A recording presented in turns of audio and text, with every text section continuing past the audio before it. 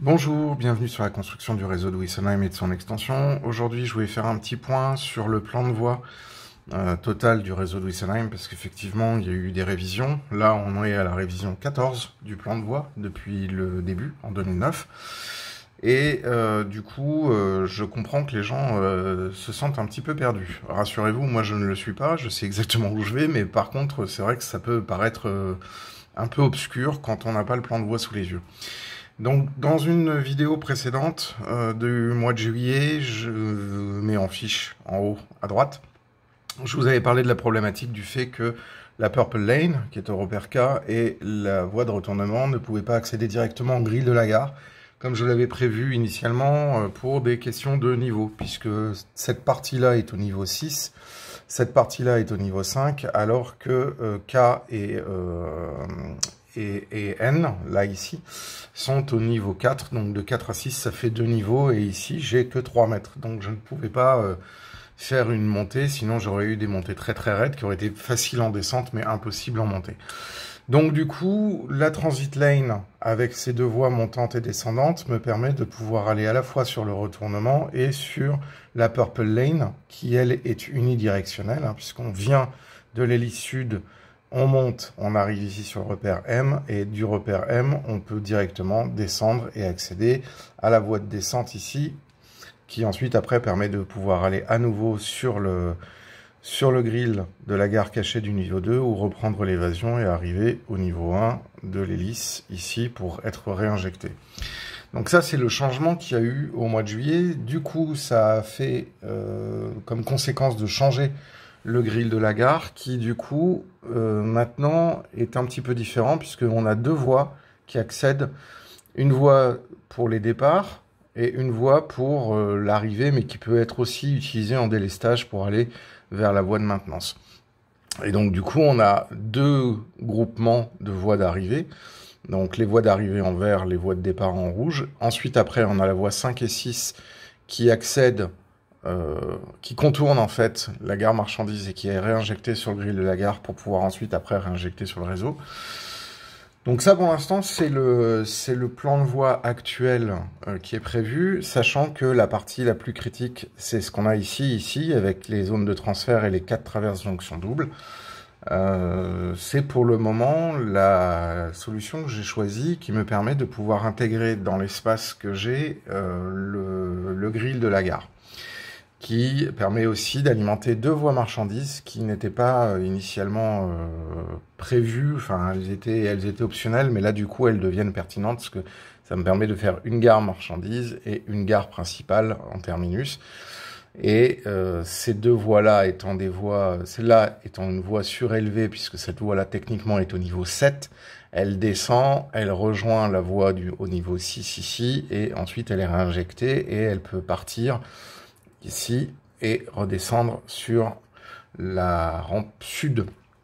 Donc voilà, ça c'est le plan du réseau donc, qui se trouve dans le bureau. Donc le bureau il est ici, là. Moi je suis ici en ce moment. Et ça c'est donc l'hélice sud. Là ici j'ai le couloir. Hop, attention. Et de l'autre côté, sur le repère L, ça je vous l'avais jamais montré, c'est le plan de voie. Si ça veut bien s'afficher, voilà. Là, c'est le plan de voie de l'extension où on retrouve la petite annexe traction, l'arrivée, donc la tranchée de Jenner, le pont amovible de Bichtal, la gare de Katschendorf avec son embranchement privé, la voie unique qui est appelée le ballon de Somniculus. Ici, on a la zone qui est dédiée à comment s'appelle la ligne Maginot, et ensuite on vient se réinjecter vers les deux voies de garage de la petite gare de terminus d'Imlichdorf et de sa petite annexe marchandise. Voilà, donc ça c'est ce plan de voie, il est définitif puisque maintenant il est construit et il est quasiment opérationnel. Donc l'extension fonctionne. Il reste encore quelques zones à alimenter et quelques câblages à refaire, notamment ici. Mais globalement, cette partie-là fonctionne. Donc il n'y aura pas d'évolution sur l'extension. Les seules évolutions qui pourraient exister sont sur cette partie-là, qui est encore un petit peu floue. Au niveau des tests, ça fonctionne bien, hein, puisque là, chaque voie a accès au tiroir. chaque voie a accès au dépôt, donc les voies 1 à 4, hein, pas et même les voies 6, etc., par cet embranchement ici et cette aiguille triple.